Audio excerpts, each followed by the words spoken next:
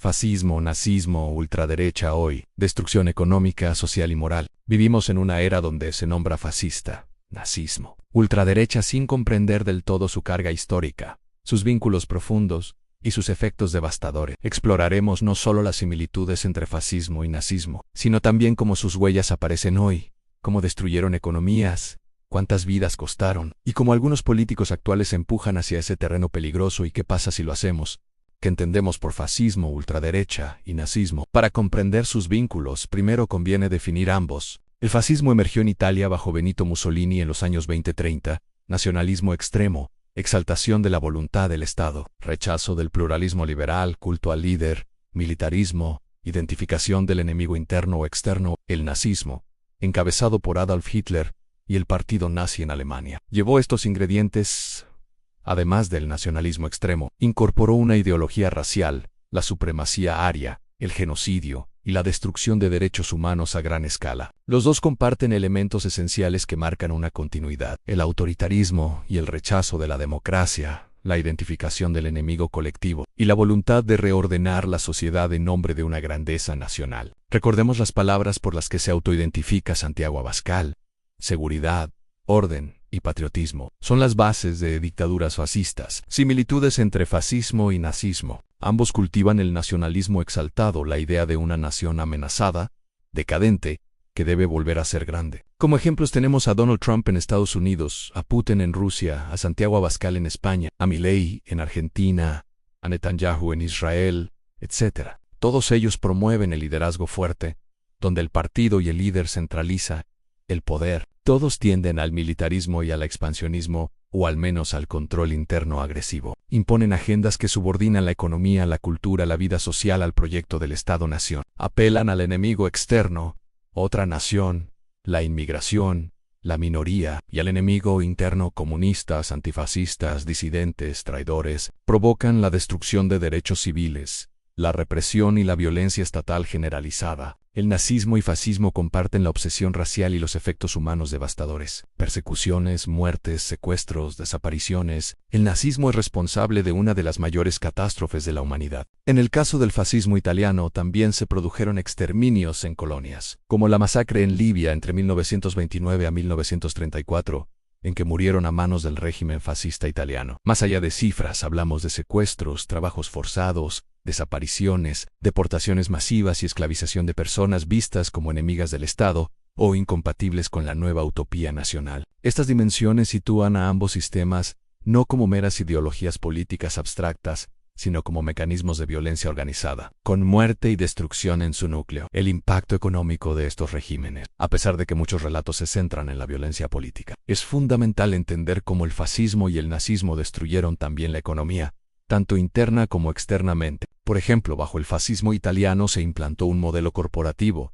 El Estado intervenía directamente en la economía, se promovía la autarquía, autosuficiencia nacional, se limitaban las importaciones y se destruían los sindicatos independientes. Estos rasgos tienen ventajas superficiales, como empleo en grandes obras públicas, pero enormes desventajas: eficiencia reducida, innovación frenada, concentración del poder en manos estatales o de élites afines, economía orientada a fines militares más que a bienestar sostenible. En el caso del nazismo, la economía alemana fue orientada hacia la guerra, el armamentismo, la extracción de recursos de los territorios conquistados, la esclavitud laboral. El resultado fue una economía profundamente distorsionada, dependiente del saqueo y la expoliación. La guerra misma arruinó a Alemania, la infraestructura quedó destruida, la moneda colapsó. Estos regímenes no solo mataron personas, también socavaron sociedades enteras, sus estructuras económicas, su capacidad de crecimiento, su tejido productivo y su propia supervivencia nacional. ¿Por qué los fascismos a menudo terminan en crisis económica? Porque centrarse en el Estado fuerte y en el enemigo interno desvía recursos y atención de la producción real. Porque reprimir la libertad sindical y la libre empresa reduce la innovación y la competitividad. Porque las políticas de autarquía llevan a aislamiento comercial, escasez de bienes importados, encarecimiento, inflación. Porque la economía se convierte en instrumento de guerra y expansión, no de bienestar social sostenible. Porque la concentración de poder favorece la corrupción, el clientelismo y la mala asignación de recursos. En otras palabras, una sociedad rica en soldados y muros puede ser pobre en bienestar y futuro. El daño social y psicológico. ¿Qué queda tras la violencia? Cuando un régimen fascista-nazista triunfa, o incluso cuando se instala fuertemente, no solo quedan muertos e infraestructura destruida, queda un vacío social. Familias rotas, generaciones traumatizadas, memoria colectiva dañada, lo que está ocurriendo ahora en Estados Unidos. Las desapariciones, los secuestros o el miedo sistemático cambian la forma en que una sociedad confía en sus instituciones, en su futuro, en su comunidad. La represión también criminaliza el disenso,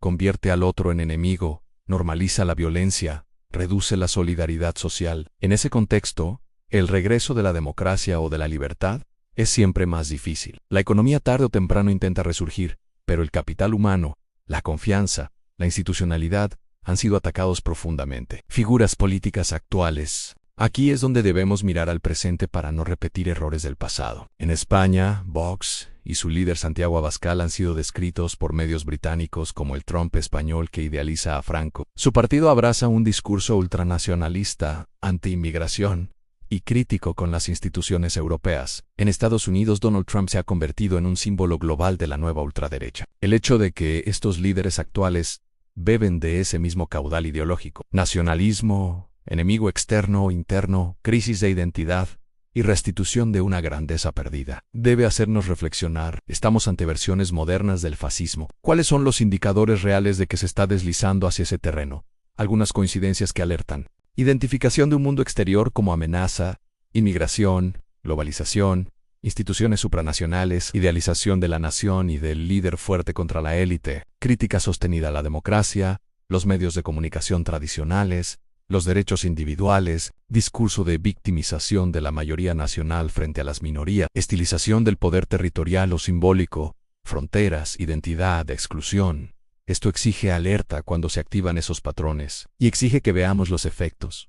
¿A qué conduce el poder cuando se combina con esos rasgos? ¿Por qué importa hacer esta conexión hoy? Porque el fascismo y el nazismo no fueron únicamente momentos históricos, sino advertencias vivas. En el minuto en que permitimos que se relativicen los derechos, que se normalice la violencia estatal, que se acepte la exclusión del otro, estamos abriendo una puerta que ya conocemos. Conectar esos regímenes con movimientos actuales no es alarmismo. Es ejercicio de memoria y prevención. También importa porque afecta a nuestra economía, a nuestra vida común, a la convivencia. Si la economía se vuelve instrumento de la política de exclusión, si los derechos se convierten en privilegios, si la multinacionalidad y la globalización se sustituyen por muros y proteccionismo, los efectos serán reales: desempleo, pobreza, exclusión, polarización social. Tenemos el claro ejemplo en Rusia con Vladimir Putin.